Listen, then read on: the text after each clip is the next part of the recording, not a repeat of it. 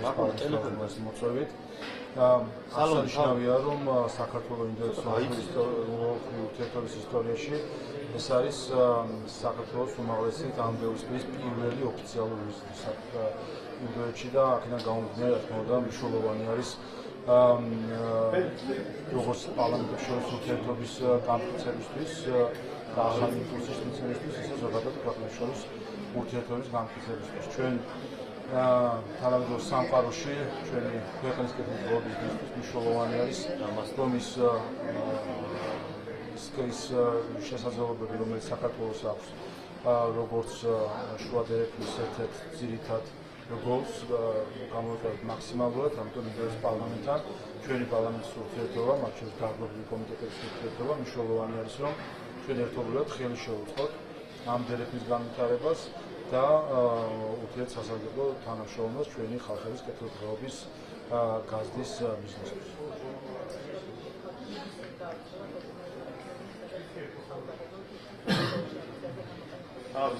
სალომე გაიწიეს თუ?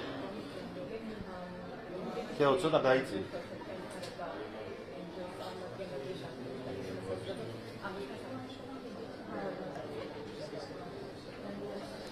ვფიქრობ, რომ ერთ სიუჟეტზე უფრო მნიშვნელოვანი არის ის, თუ რა გამოჩნდა ამ სიუჟეტის გამოქვეყნების შემდეგ.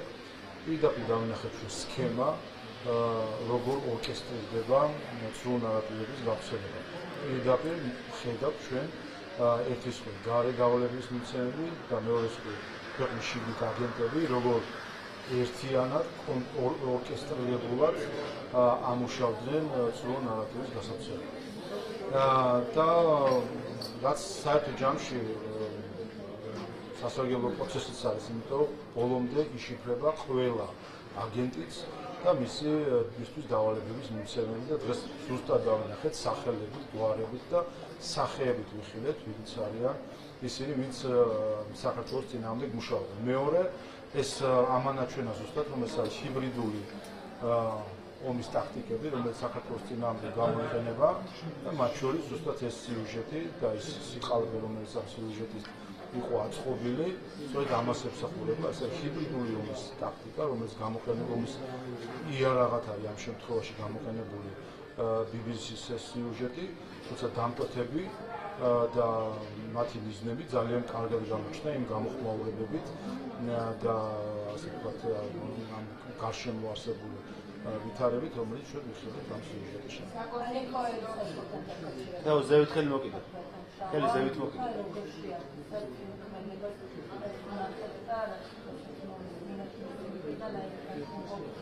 ნუ თავადაც აღიარებს უჩაიდინე ტერორისტული აქტი. აქედან გამომდინარე, განჩენი სასამართლო დაადგენს სრულად მოტივაციის საკითხებს და სხვა საკითხებს, ფაქტია, რომ თავად აღიარებს, რომ დაგეგმა მოამზადა და ცივსისხლიანად განახორციელა ეს ტერორისტული აქტი, ასე რომ ყველაფერი გასაგებია. გაუგებარი არის ის, რომ ლეროს განცხადება ვნახეთ, თითქოს ისინი გმობენ. დაგმობა მაშინ უნდა ყოფილიყო ვიღაცა ცუდ განცხადებას თუ გააკეთებს, რომ ადამიანმა ჩაიდინა ტერორისტული აქტი, ამას აღიარებს, ახლა არის კითხვა მარტივი. აპირებს თუ ლელო გარიცხოს ალიკო ელისაშვილის საკუთარი რიგებიდან. თუ უნდა დარჩეს ტერორისტი მათ რიგებში, ალდეს წევრი და გამოხმაურებები ვნახეთ ალდესგან, მათ შორის რომლის წევრიც არის ლელო და მისი ლიდერები ალიკო ელისაშვილის ჩათვლით.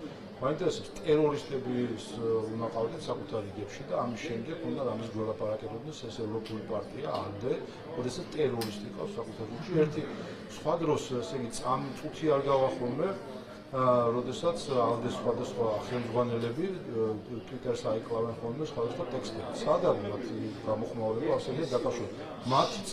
მათი წევრი პარტიის ლიდერმა ჩაიდინა ტერორისტული აქტი. არც გმობენ, არც ემიჯნებიან, არც რიცხავენ და არც არაფერი, ნული რეაქცია ამასთან დაკავშირებით. და მეორე, ეს არ იყო ერთეული შემთხვევა. ეს არის ზუსტად ის სიმპტომი, რასაც და იმის გამორიცხვის შედეგი, რასაც გარედან ხედავთ ჩვენ.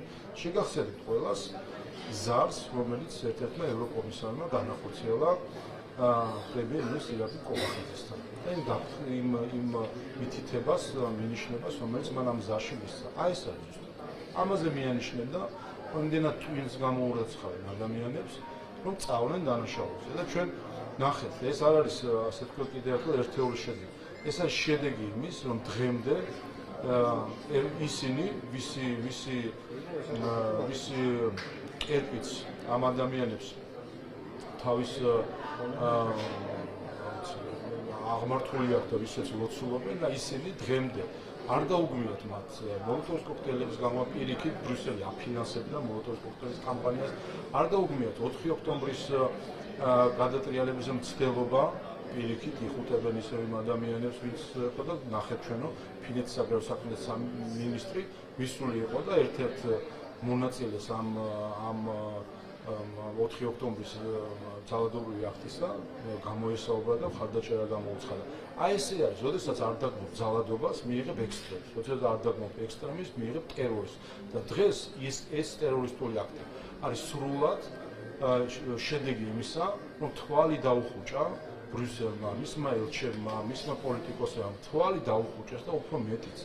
კიდევ უფრო მეტად ჩაიხუტეს ისინი, ვინც მოძალადეები იყვნენ. აი ეს არის ევროპული სტილის ძალადობა საქართველოში.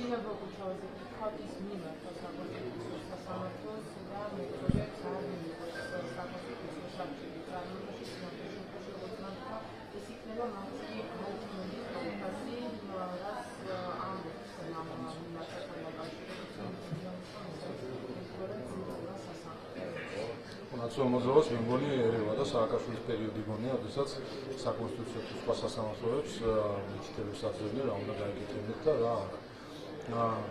საჩელი შეტანილი არის, შეტანილი და უფრო კარგი თქვა, რომ ზეპირი ბოსმენა ძალიან კარგი თუ იქნებოდა პირიქით ნაციონალურ მოძრაობმა მივიდეს და საკუთარი ყურით მოისმინოს ის ბრალდებები, რომელიც მას წინამდე გაიცა და რა უნდა თქვა. წამების სისტემა ჩვენი ბრალდება არის და წამების სისტემა შექმნეს. რას წამოდგებიან და იტყვი რომ არ შექმნეს და ტყუილი არის ის სტრასბურგის განაჩენში წერია და რათელმეიერმა გადაიტანა და ყველა ამ ბრალდებას დაკავშირებით მოუწევთ საჯაროდ მოისმინო ყველა ბრალდება და პასუხი აქვს ამ ბრალდებაში.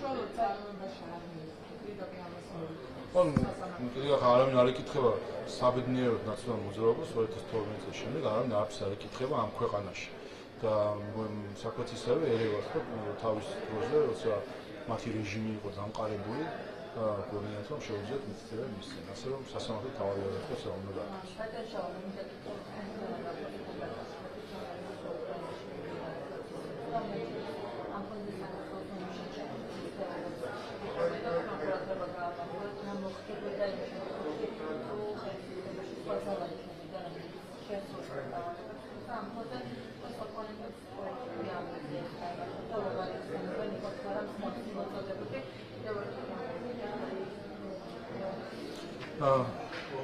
ჩვენ 2022 წლის თებერვალში, მაშინ როდესაც რუსეთის არმია მიადგა პირდაპირ კიევს, ნაცვლად იმისა, რომ ზოგიერთი ჩვენი დასავლელი მეგობრისგან მოგვესმინა მხარდამჭერი და გამაფრთხილებელი დამოკიდებულება, რომ საქართველოს ყოფილიყო ფრთხილად, არ ყოფილიყო აქ რაიმე ესკალაცია, რომ საქართველოს არ ყოფილიყო ცალკე დახმარების საჭიროება საქართველოს მიმართ, ნაცვლად ამისა ჩვენ მოვისმენთ აბსოლუტური ისტერია საქართველოს მიმართ, რომ სასწრაფო დააწესეთ სანქციები, წავიდეთ ესკალაციაზე, ჩაკეტეთ ცა, გააუქმეთ ვიზები, ასე შემდეგ, ყველას არ გვაქვს უსეთი ისტორია. არ გვაქვს ბათუმის პორტში გემირო შემოდიოდა და ის ისტერია რაც იყო და მაშინდელი ამერიკის შეერთებულ შტატების ელჩის განცხადება არ გვაქვს რა კარგია რომ ის გემი გააგდით და გააბრუნეს საქართველოს. აი ეს ისტერია ყოდა შექმნილი და ამ ისტერიის ბოლო რომ იქნებოდა ამ ისტერიის დავყოლოდი ჩვენ და ამას არ გვსაყუდურებენ რასამობენ ეს პროევროპელი ფუნდამენტალისტები, რომ რასაც მოგთხოვს ბრიუსელი, რომ გააკეთო ყველაფერი, მოგთხოვს სანქცია, დააწესოს სანქცია. და ამას ვითხოვდა თავადაც მაშინ.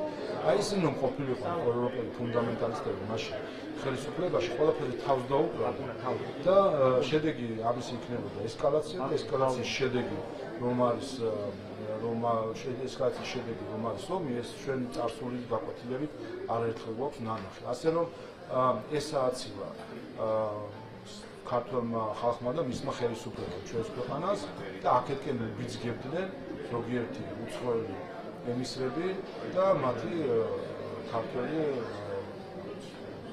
ვასალები საქართველოს. ყველას გვახსოვს ბომბების წვიმას ნატყულებდა ხალხი ნინო ლომჯაძე ბომბების წვიმას და ამ ადამიანს შემდეგ ეს ადამიანი შემდეგ მილიონობით აფინანსეს ევროკავშირის ბიუჯეტიდან და დაუფასეს ესეთი დამოკიდებულება საკუთარ ქვეყნის.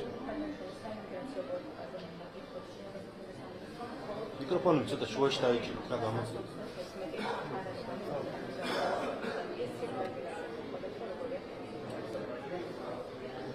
ჩვენ ერთ-ერთი მიმართულება რაც მათ შორის პარლამენტის მხრიდან საკანონმდებლო მხრიდან არის მხარდაჭერილი არის კაცრი სამიგრაციო პოლიტიკა უკანონო მიგრაცია საქართველოში უნდა შეჩერდეს და სამწუხაროდ დღეს მსოფლიოსთვის არის ეს გამოწვევა ხედავთ სხვა ქვეყანაში ბრძოლას უკანონო მიგრაციის წინააღმდეგ და შესაბამისად კარგია რომ შეავსოთ სამინისტროს იმ საკანონმდებლო შესაძლებლობებით რომელიც პარლამენტმა შექმნა აქვს შესაძლებლობა რომ სწრაფი ეფექტიანი გადაწყვეტილება უკანონო მიგრანტების დეპორტაციასთან დაკავშირებით ასე რომ მისასალმებელი ეს ტენდენცია ჩვენ დაახლოებითი რიცხვები არსებობს რასაც ვარაუდი არის რომ რა შეიძლება იყოს მოცულობა უკანონო მიგრანტებისა და ამ მნიშვნელოვანი ტემპი იყოს მაღალი რათა სამწუხაროდ სულ არ მოხდეს უკანონო მიგრაციის პრობლემის აღმოჩენა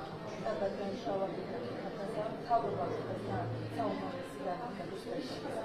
კონცეფციის დოკუმენტი უახლოეს პერიოდში შესაბამის საკანონმდებლო ინიციატივის პაკეტი მთავრობიდან პარლამენტს დაეგზავნება და როგორც გაჩქარებული წესით განხილვას ითხოვს მთავრობა ამ კონკრეტული პაკეტის მიღება.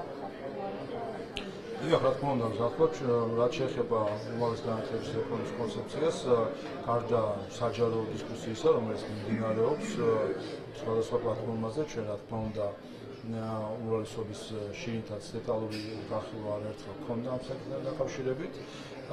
საჯარო დისკუსიასაც ვადენებთ თვალყურს, ყველას მათ შორის რადიკალი პირების მხრიდან გამოთქმის მოსაზრებებს და მე მგონი ყველა ხედავს, რომ რაიმე ხელშესახები არგუმენტი, კრიტიკული არგუმენტი ჩვენ არ მოგვისმენია. გვესმის უბრალოდ ფთქელი სიტყვები ამ საკითხთან დაკავშირებით, თუმცა რაიმე არგუმენტი, მათ შორის ინტერპელაციის დროს, რომელსაც პრემიერ-მინისტრმა პარლამენტში ისაუბრა განათლების რეფორმაზე, იქაც რაიმე ხელშესახები კრიტიკული არგუმენტი ვერ მოგვისმენია. ყველა თანხმდება იმ გამოწვევებზე, რომელიც უმაღლეს განათლებაში არის, არავისგან არ მოგვისმენია, რომ ეს გამოწვევები, რომელიც პრემიერ-მინისტრმა დაასახელა, არ არსებობს, ერთი არ შეთანხმება და მეორე ის გზა, რომელიც წარმოადგინა პრემიერ-მინისტრმა განათლების რეფორმის სახით ამ ნაბიჯებთან დაკავშირებით ვინმეს რაიმე არ უთქვამს ან ალტერნატიულ რაც არ შემოუთავაზებია. ასე რომ საქართველოს პარლამენტი რა თქმა უნდა მოტივირებული არის რომ შეიძლება სწრაფად განიხილოს ეს საკითხები, რათა საფუძველი რათა უკვე დაიწყოს კონკრეტული ნაბიჯების გადადგმა განათლების რეფორმის პროცესში.